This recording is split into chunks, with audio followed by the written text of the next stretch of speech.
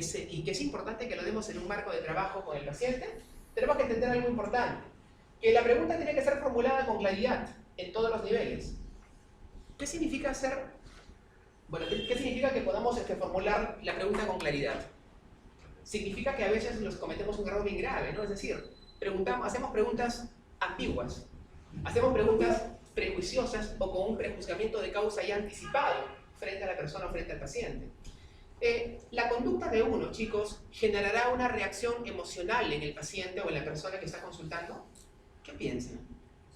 Tu ser, tu yo, tu self, como queramos denominarlo, repercutirá en tu comportamiento sobre la reacción de la otra persona.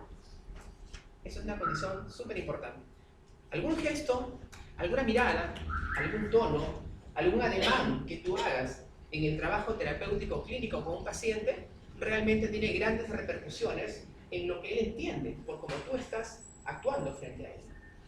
Cuando la persona viene a contarte cosas, por ejemplo, ya que hablábamos anteriormente, entre otras cosas, dentro de los casos patológicos que hemos visto en un trastorno obsesivo, viene a hablarte de la temática compulsiva masturbatoria, y si por ejemplo el cliente está frente a una terapeuta mujer que quizá probablemente no puede, digamos así, protegerse de manifestar inconsciente o conscientemente ciertos ademanes, puede hacer gestos como por ejemplo que el paciente puede interpretarlo como repudio, y lo que genera eso es un bloqueo del paciente en la manifestación del discurso por el cual viene la consulta.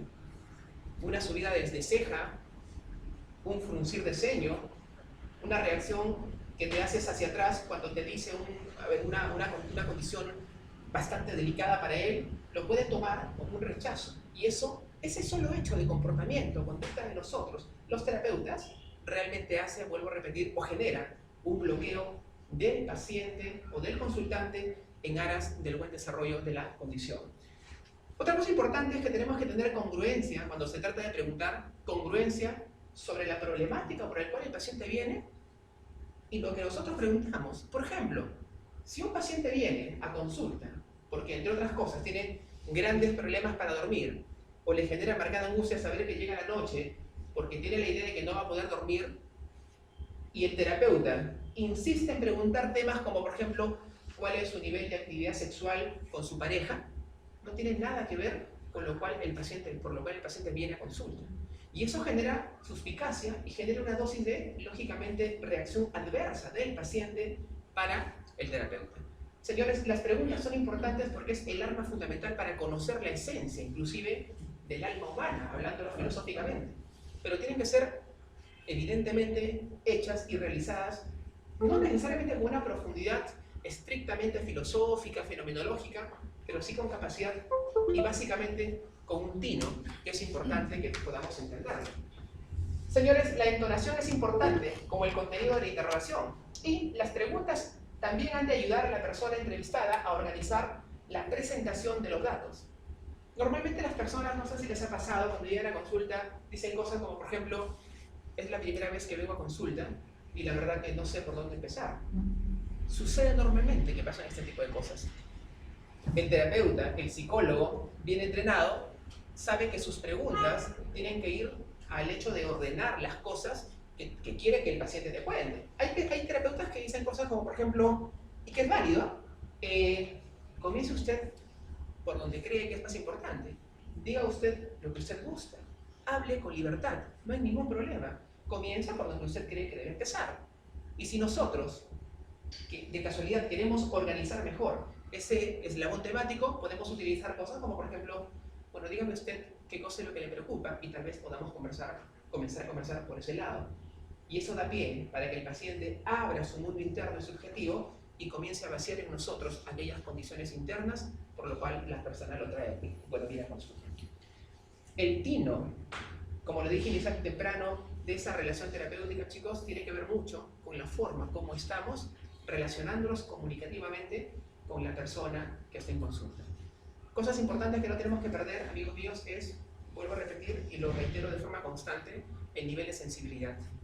Cuando una persona viene a consulta es porque está sufriendo, o por lo menos viene para consultar de algo porque sabe que tú dominas algún elemento que él no, y necesita de preguntarte por lo menos cómo hago yo para estar mejor o estar más tranquilo. Y esa relación terapéutica sin juzgamientos, sin miradas que pueden ser inquisidoras para la persona, es lo que hace la gran diferencia entre una sana entrevista y una entrevista tóxica y bloqueante, y eso es algo que tenemos que tenerlo bastante presente. ¿Okay? Chicos, solo para continuar con este propósito de esta última parte expositiva, tenemos una condición importante que es el tema o la técnica de la confrontación. Tal vez la palabra confrontación habla y da a entender que voy a discutir, voy a pelear, voy al choque, voy a la batalla. No necesariamente es cierto, no es así.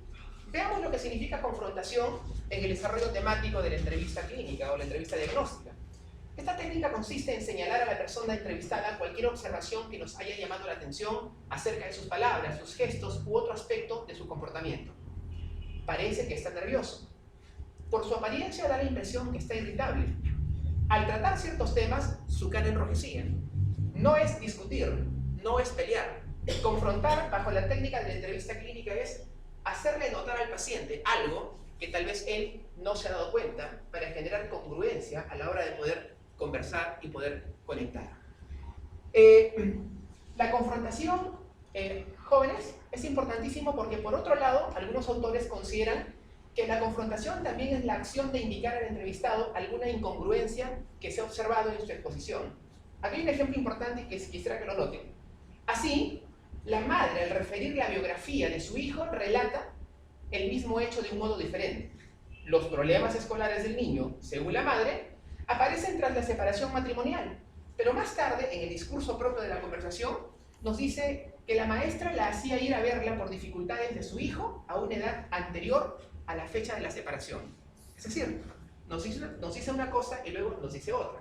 Y para poder entender y centrarnos en la comprensión y complejidad del problema, tenemos que hacer la famosa confrontación, que no es discutir, sino es hacerle notar. Me está diciendo que la profesora la hacía ir para ver la conducta de su niño. Pero usted me comentó hace un instante que para usted el problema del hijo de su niño era a raíz de la separación matrimonial. ¿No cree que existe acá en esta situación una incongruencia o en todo caso sería importante que usted me dé más datos antes de la separación con su esposo para poder entenderle mucho mejor y poder ayudarle? La forma como se dicen las cosas es muy importante. La entonación, el tono de voz, que como lo dije también hace un momento, muy temprano, que para otras personas de una carrera distinta a la nuestra no es tan importante, este tipo de connotación, de sutileza, de condiciones que parecen sencillas, son sumamente importantes en el desarrollo propio de una entrevista que nosotros podamos hacer. Por favor. ¿Qué cosa es la reflexión? Miren, sin leer necesariamente el contexto de lo que significa la reflexión bajo la palabra misma, reflexión, ¿qué podemos entender por reflexión? Más allá del apartado teórico que está detrás de mí, ¿qué puede ser la reflexión, chicos? ¿Cómo lo analizamos? ¿Qué será la reflexión? ¿Qué será reflexionar?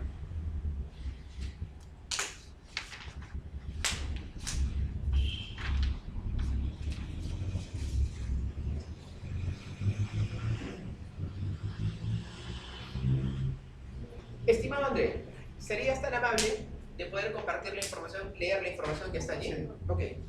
Reflexión, la mera repetición de una parte de lo que el entrevistado ha expresado, de una frase o incluso solo de una palabra. Constituye una técnica por sí misma que facilita la entrevista. El terapeuta suele hacerse eco de alguna o varias palabras que ha pronunciado el sujeto de un modo automático sin darse cuenta de cuánto y por qué lo ha hecho. La palabra o frase reflejada muestra que el especialista se interesa particularmente por el tema y que está dispuesto a recibir más datos acerca del mismo. Aquel domingo, antes de salir para la playa, sentí un ahogo que parecía como si la vida se acabara y como si mi corazón se fuera a salir. El entrevistador puede seleccionar la frase como si la vida se acabara. Ante ello, el entrevistador nos ampliará probablemente más acerca de su vivencia, tal como aparecía en su mente en aquellos momentos. Viene al consulta una persona y te dice: doctor, salí el otro día de mi casa muy angustiada, sumamente mal. Cuando estaba subiendo al carro, sentí la necesidad de bajarme porque sentía que la vida se me iba, porque el aire me faltaba. Y el entrevistador le dice, la vida se le iba como si el aire le faltara. Esta pequeña palabra o intervención, increíblemente, abre una apertura muy manifiesta para que la persona siga evocando cierto tipo de conductas o cierto tipo de verbalizaciones respecto al tema. El hecho de hacer eco de una palabra, que es lo más significativo de lo que el entrevistado piensa y cree de lo que el paciente nos comenta, abre la puerta para seguir explorando el mundo interno del paciente. Una sola palabra o una sola frase, hace eco para seguir explorando internamente al paciente y sobre todo, el paciente tiene la certeza de que está siendo no oído, sino escuchado. Porque, ¿cuál es la diferencia, jóvenes, entre oír y escuchar en temas de la consulta terapéutica? ¿Qué es oír y qué es escuchar? Porque el oído hace todos los sentidos sonan, ¿no? Pero sí escuchar es como, o bueno, oír es como que guiar tu Escucha Está bien. es como que, no, es como que es más selectiva y involucra varios aspectos de los sentidos y de escuchar es como que algo, como si fuera algo vago o cualquier ruido, no sé, bueno, Ok, bueno, algo así. muy bien. Escuchar es estar presente, no solamente con los oídos, sino estar ahí, seguir lo que dice, Sí. estar atento. Todo eso involucra la escucha femenina. Una escucha activa. Muy bien. Solamente escucharlo, pero no, de repente estás en otra, pero tu oído está escuchando, ¿no? Nada más. Por ejemplo, en este momento que estamos aquí en consulta, estamos en la capacitación, estamos conversando, ¿qué se supone que ustedes deben estar haciendo? O están haciendo, escuchando. ¿Y qué hacen con respecto de los ruidos externos a este momento? ¿Están? Sí, los están oyendo, ¿no? Entonces, el terapeuta o el psicólogo, la persona que dirige en una sesión de entrevista, tiene que aprender a tener lo que se llama técnicamente la escucha activa, definitivamente. ¿Y qué es la escucha activa?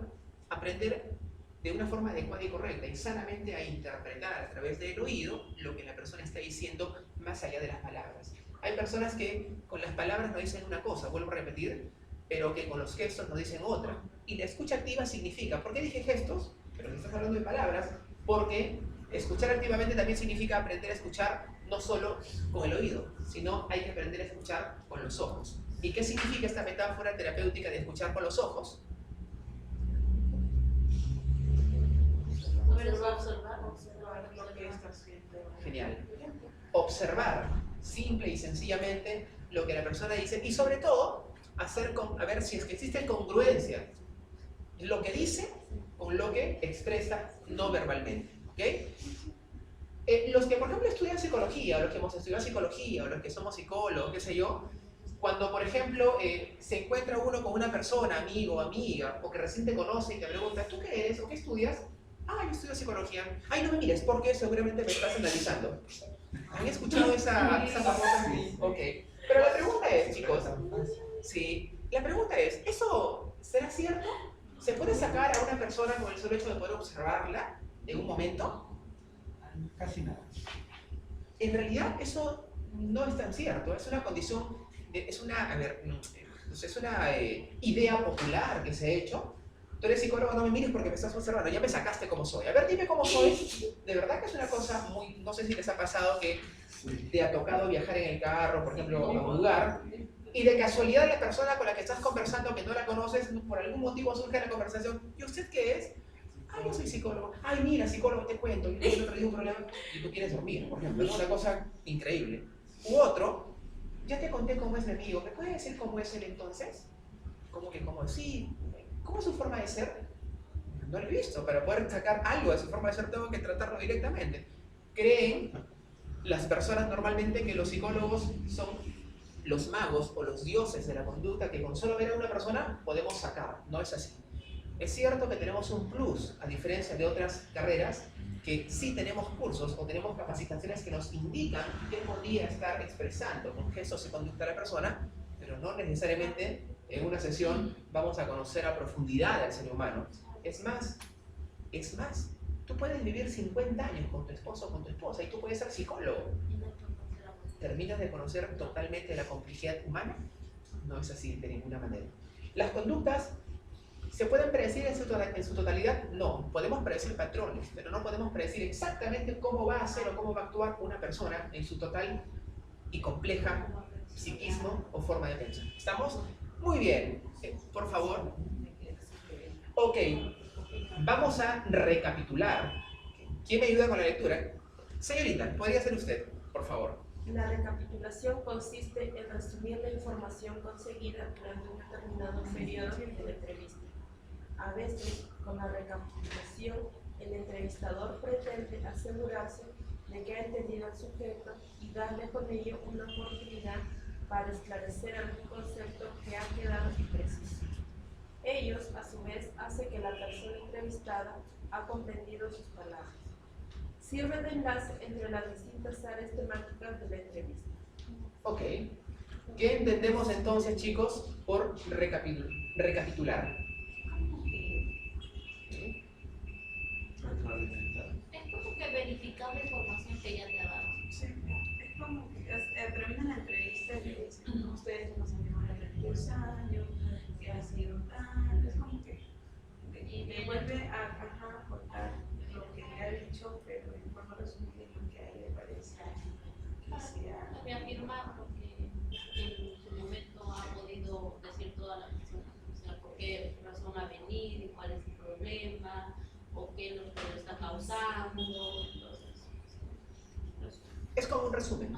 para ver si la persona también puede agregar otra cosa, o puede ser que se le haya olvidado otras cosas de decir, o tal vez haya dicho una cosa que no tiene nada que ver con eso. Entonces. Ok. ¿Alguna otra idea de qué lo que puede ser? La oportunidad para aclarar cierta información o añadir información. Ajá. Recuerden incluso que recapitular esta línea y un poquito más es clave y fundamental para poder entender la complejidad de lo que significa eso, ¿no? Sirve incluso de enlace entre las distintas áreas temáticas de la entrevista. ¿Qué podría ser esto? ¿Qué nos dirá este pequeño renglón al final? Sirve de enlace entre uno y otro tema.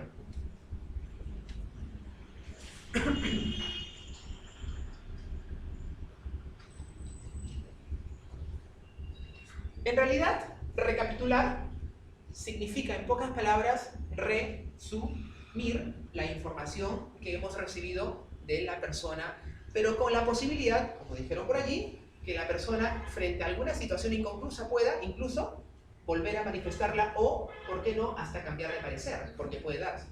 Señores, las personas, los pacientes, los consultantes, ¿tienen derecho, por ejemplo, a contradecirse o no? ¿Se les está negada de esa forma? No, usted no tiene por qué. Si usted me dijo eso, tiene que continuar en eso. ¿Podría ser así? No, los seres humanos tenemos derecho a contradecirnos. Es más, los psicólogos, nosotros, los psicólogos clínicos, ¿podemos equivocarnos?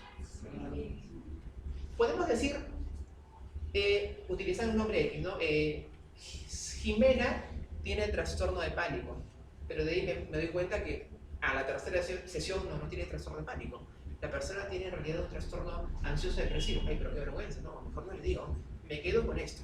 No, ¿qué va a decir de mí? Señores, nosotros, ¿acaso no podremos reformular también y recapitular nuestro propio diagnóstico o criterio? Sí, totalmente. Una pregunta más, ya que vamos bien en ese sentido. ¿Los psicólogos o los terapeutas necesariamente tenemos que ayudar a todas las personas que llegan a consulta? Hay personas, chicos, que, por ejemplo, no se amoldan quizá al modelo terapéutico sobre el cual tú estás trabajando. Un trastorno de duelo, que es más emocional frente a la pérdida de una persona querida, amada, en el caso de las pérdidas significativas, llegan a consulta y de repente llegan a consulta de un terapeuta cognitivo-conductual. Y el terapeuta cognitivo-conductual es mucho más esquemático y mucho más directivo. Muy bien, lo que está pasando, estimada señora, es que usted tiene ideas irracionales respecto de la pérdida y de su ser querido. En realidad, usted no está así por el cajón de muertito, usted está así por las ideas e interpretaciones que tiene sobre esta situación. No sé, pero en realidad también. Entonces, como que el modelo, que también trabaja, pero bajo ese esquema, el tema del duelo, sería mucho más abordable en ese sentido, por ejemplo, para un terapeuta humanista, por ejemplo, para un gestal o gestal, ¿no? Como también se dice. Entra por ese lado más emocionalmente. Así que incluso hay momentos en los que nosotros tenemos que derivar cuando siento que no estoy ayudando al paciente, porque nosotros no somos héroes totales, ¿sabes? Somos simplemente una vía de ayuda y proceso, pero hay personas que a veces no los podemos ayudar y quizá otro colega en otra orientación o vertiente está más capacitado para tal o cual tema. ¿Ok, chicos? Muy bien. Por favor. La famosísima y total clarificación. Señorita, ¿usted podría ayudarnos por favor con esta lectura? Es una habilidad orientada a dilucidar los mensajes vagos o confusos de quien nos habla, comprobar si hemos comprendido lo que hemos escuchado, ayudar al consultante a elaborar mejor su mensaje y ayudar a reformular si es necesario. Quiere decir que es así.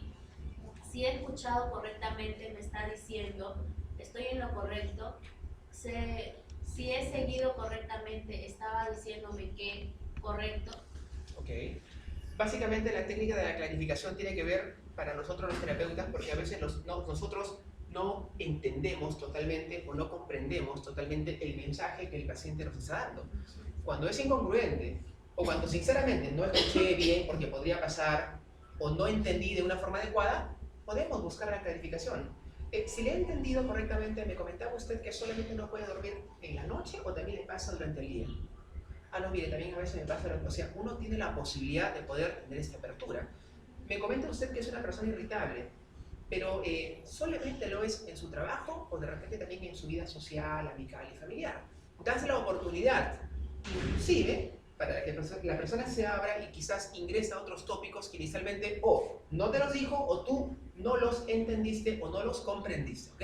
Así que la clarificación es una estrategia fundamentalmente importante para aplicarla en el hecho de la entrevista psicológica y la entrevista diagnóstica. Por favor. Bueno, y esto ya lo hemos hablado y lo trabajamos de una forma bastante peculiar y muy interesante, utilizando, ¿cómo se llamaba la estrategia de la empatía para poder tenerla presente? La disociación instrumental, ¿ok? La disociación instrumental, donde era el motivo fundamental para poder justamente tener el sentido propio de la empatía. Chicos, vamos a entrar a un tema muy importante. Ahora sí, el cambio de PPT.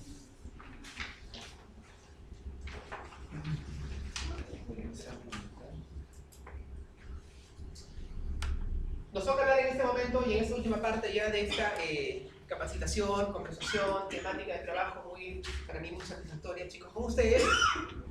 Una cuestión muy importante que todo psicólogo evidentemente tiene que manejar en cualquier ámbito del desarrollo del quehacer profesional.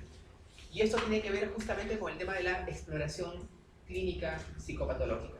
Lo dije temprano al inicio de la sesión de trabajo, que la base fundamental para poder explorar adecuadamente a una persona es tener conocimientos importantes sobre lo que es el quehacer psicopatológico, sobre lo que es conocer sobre los posibles trastornos o anomalías de la entidad psíquica del ser humano para poder diagnosticar de una forma adecuada y correcta.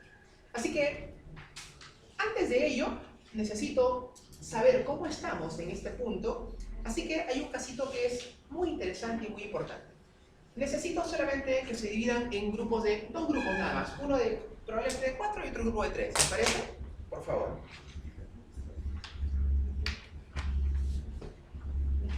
Un grupo que venga por acá, una persona más acá, por favor.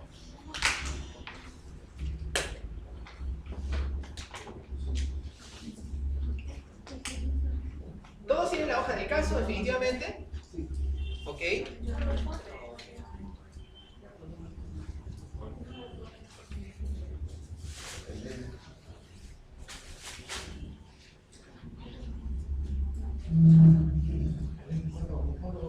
Por favor.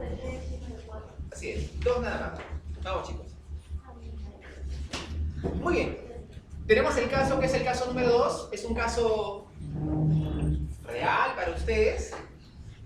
Chicos, en grupo van a leer este caso, cada quien tiene sus hojas, van a leer, van a conversarlo y en grupo van a llegar a ciertas conclusiones para desarrollar lo que en la parte posterior de la hoja se les pide, ¿ok? Se les pide elaborar el examen mental o el posible examen mental de este paciente.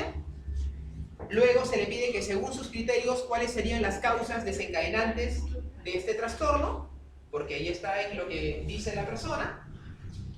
Hacer un descarte diagnóstico y mencionan cuáles otros cuál podría ser en todo caso el trastorno. ¿Okay? Solamente quiero que pongan cuál podría ser el trastorno. No hagan un criterio diferencial y nada. Solamente pongan cuál creen que para usted a su juicio podría ser el trastorno que envuelve a esta persona. ¿Ok?